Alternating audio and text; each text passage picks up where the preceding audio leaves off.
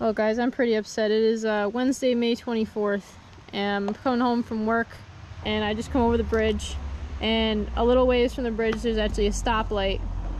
So there's a line of traffic, and we're all stopping. I come to a stop, and right after I come stop, and I look up in my rearview mirror, and here comes a minivan barreling up behind me. I had nowhere to go, and yep, he rear-ended me. So from the outside, you know, the damage doesn't look all that bad.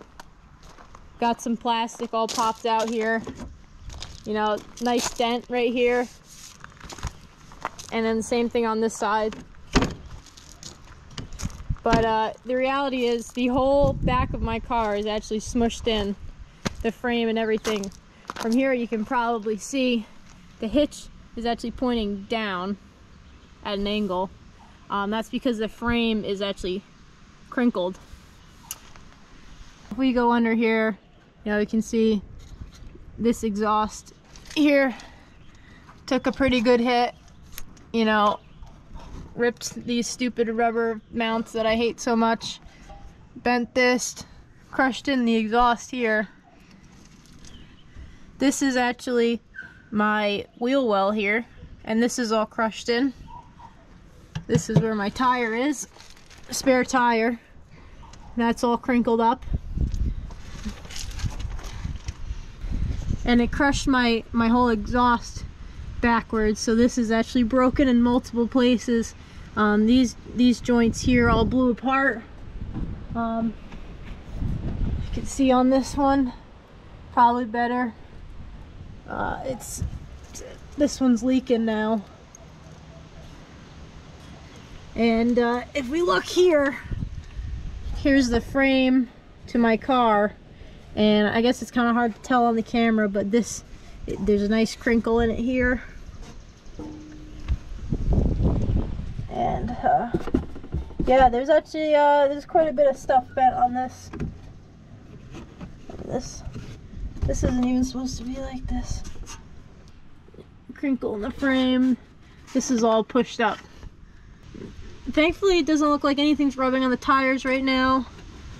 I mean, this side of the exhaust is it. No, that one, this mount's broken off too. Yeah, there's nothing holding up this side of the exhaust here. Does the side have any of them on it? No, I see it ripped. That one's on. Back one is not.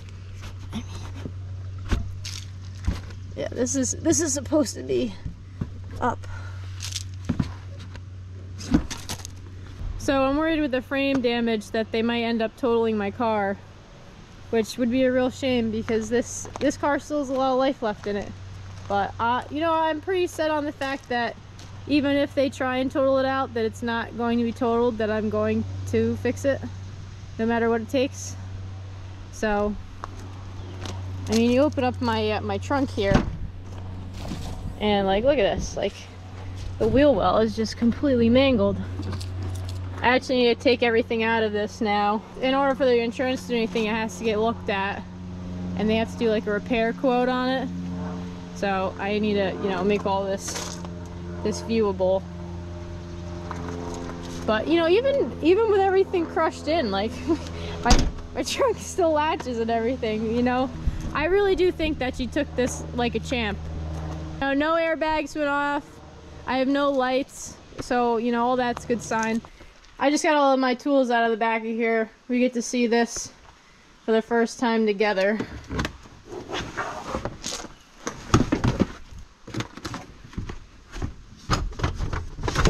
It's not supposed to be like that. Jeez.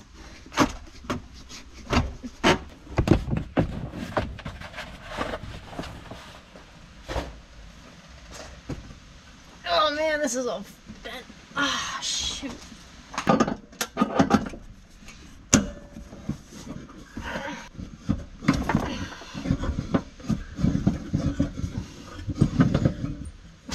Didn't blow up my spare tire though. That's something good out of it, I guess.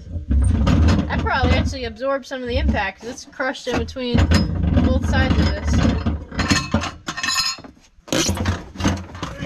Well, there's the inside of this. Jeez, look at that. Yeah, that is not supposed to look like that. My poor car.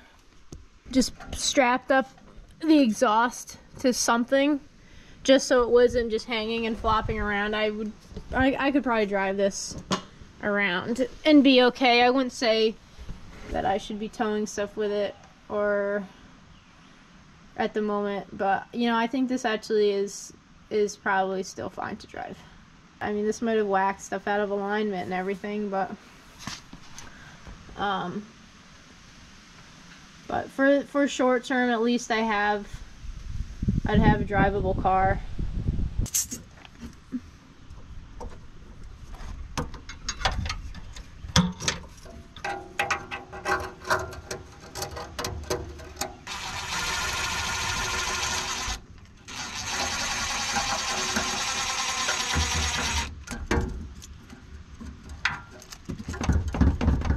Alright, that's on there. Sometimes we gotta do what we gotta do. Unfortunately, I can't do much about it, about the exhaust being crushed and it making a lot of noise.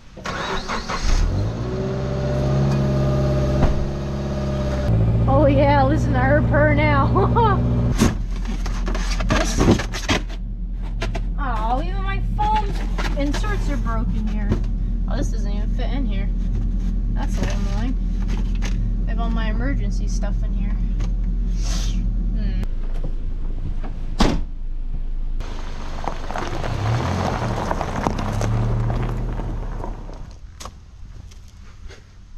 Okay guys, so here is the update on my hit and run. So on Wednesday, I was the victim of a hit and run. The guy hit me, he sped off and took the next exit. So that was on Wednesday. Today it is Friday. It's around the same time actually right now that accident happened. So this is where we're at. So up till say an hour ago, this whole scenario was pretty frustrating. I didn't feel like the police were doing anything, and the sergeant in charge of this investigation wasn't really updating me in any way that confirmed that anything was happening. I found out that kind of like once his shift ended, like the investigation stopped. You know, like this guy could keep getting further away. And him having Florida plates made me a little nervous too, because like he could essentially be fleeing the state, which then makes it even harder for them to like catch him and find him and whatnot. So I took it upon myself to do my own research. Hi, I'm looking for a Corey Thompson.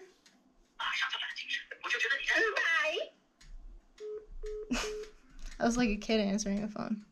Yeah, but you hear it in the background? Yeah. Oh, that was interesting. Yeah, I think they know they're in trouble. Yeah. That's more, write that down on the list of info. I mean, it seems like you got a ton of info on this guy. And I found out everything I could know on this guy.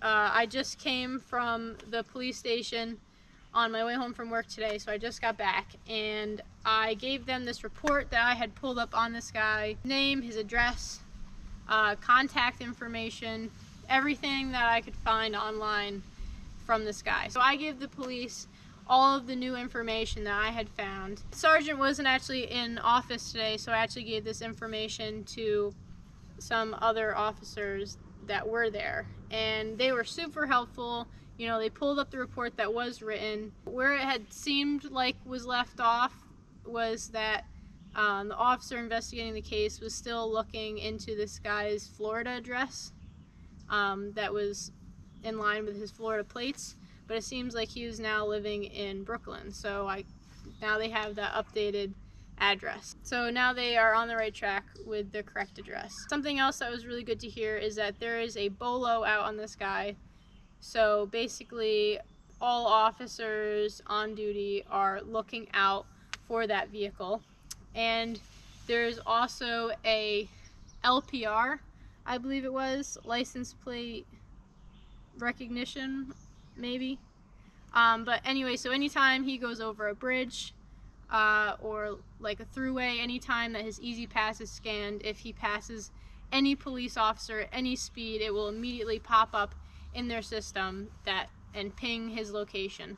So that is a really good feeling. It means that, you know, this guy is actually on his way to being found. So exactly 2 days after this accident, and I am finally feeling a little bit at ease about, you know, this guy getting found, because it's unacceptable. I mean, if he had stopped and talked to me, that would have been one thing, but for him to just like flee like that and then endanger that many more people driving off into oncoming traffic and cutting across the light like that's just unacceptable. So in other news, I had an estimate done on my car this morning for the damages that were done to my vehicle, and unfortunately the damages come to be quite a bit more than what the value of my car is currently at, which is really unfortunate to hear. Basically the frame has to get cut out where it's damaged, and new frame would have to get welded in. The whole metal pan under here that holds the wheel well has to come out so that they can do that, and also because it's crushed, so that also has to get replaced. You know, new exhaust. I think they have stuff in for like these plastics and whatnot, but really those are like the big money items. So basically with all that, my car would be considered totaled. I think what my course of action right now is going to be is I'm going to do as much as I can to this car to straighten it out and fix whatever I am capable of fixing, and then I'm hoping to be able to take it back in for a quote and get it to be below that threshold, because I am not ready to get rid of this car. She's got 158,000 miles on her, and you know, if this hadn't happened, there'd be nothing wrong with her. And I mean, other than, you know, your regular maintenance, your regular wear and tear happening down the road, I see no reason, like, she didn't need anything, and there's no reason why this car could not go, you know, above and beyond 300,000 miles. Another option that I would have would be to, you know, revoke the claim and everything from the insurance company, and then it's essentially like it never happened. And that is 100% something that I do not want to do, because that would basically be giving this guy that hit me a get out of jail free card, and I'm not okay with that happening with the way that he handled this situation. That is my current update, and well, wish me the best of luck, because if I can't get this fixed enough, you know, then I am out of a car. And you know, the other thing is, like, even if I fix what I can fix and say it's even just left down to like the frame getting fixed properly by the collision center, turns out insurance only covers, like, they claim they cover a rental for the time that your car is being repaired. What they actually mean is that they will cover $30 a day up to $900 for no more than a 30-day period. Which basically means they do not cover a rental, because to get just like a little tiny hatchback car that couldn't even fit all my tools in it costs $80 a day for a rental. If they're only paying $30 and my car is $80 a day, I would have to pay that difference. So I'd have to pay $50 a day for my rental car, and then like the hundreds of dollar fees for being under 25 as well. And then the insurance fees and everything else, like, they don't pay that stuff either. So, you know, it's it's all just kind of a joke at the end of the day. I don't know very many people that could just afford that. I mean, but you know, on the other hand, it's like, I'm almost happy that this happened to me, say, instead of the car in front of me, because, you know, not that I could have gotten out of the way. You don't know if the car in front of you had kids in it or something like that, and they could have been hurt. And, you know, some people, like, wouldn't fight. They wouldn't think it's worth it. Like, I've had people tell me it's not worth trying to find this guy. Like, oh, it happens all the time, just like it is what it is. And, you know, it shouldn't be that way. These people need to be held accountable. It's really unfair that people that work so hard for everything that they have just have to suck it up and deal with stuff like this. Thank you for all of you guys that have watched the footage and shared my story and everything, and please keep on doing it because this guy still isn't caught yet. You know, I mean, he could hop in another vehicle or swap plates or something, you know, and that's gonna make him harder to find. So once again, the vehicle we are looking for is a 2010 Chrysler Town & Country minivan in the color light blue. License plate number AV2 6YJ. The driver is a 37-year-old black male named Corey J. Thompson. Share this and let's help find this guy.